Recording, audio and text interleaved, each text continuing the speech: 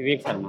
कहाँ से आए? अम्बा से आए थे। क्या मामला है जिसके लिए कलेक्ट्रेट में आना हुआ? ये हमारा बड़ा भाई है शशि भूषण, जो फौज में नौकरी करता है। वो हमारी ज़मीन को और प्लॉट को और सारी चीज़ों को, सब प्रॉपर्टी को हथियाने की कोशिश कर रहा है।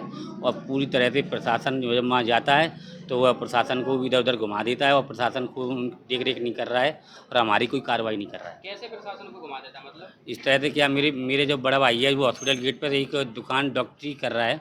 उसके पास ना तो कोई एलोपैथी का लाइसेंस है, ना ही उसके पास कोई आयुर्वेदिक का कोई लाइसेंस नहीं है और 10-12 साल से लगातार कर रहा है। इसकी शिकायत मैंने एसडीएम महोदय से की और तहसीलदार महोदय से की, बीएमओ से की और सीएमओ से की, लेकिन कोई कार्रवाई आज तक नहीं हुई है।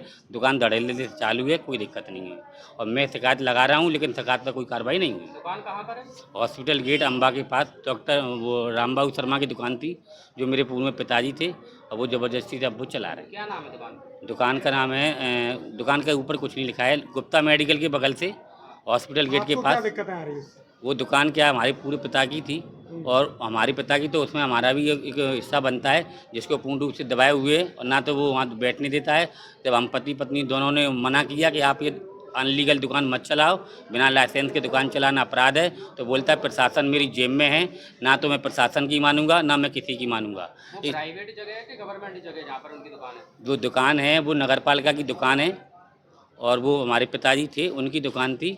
तो हम दो भाई हैं और वो ज़बरदस्ती से दुकान पर कब्जा किए और अवैध रूप से दुकान चला रहा है। आप क्या चाहते हैं? हम ये चाहते हैं कि हमारी दुकान को अवैध रूप से बिना लाइसेंस के चल रही है, उसके पूर्ण रूप से बंद कर दिया जाए।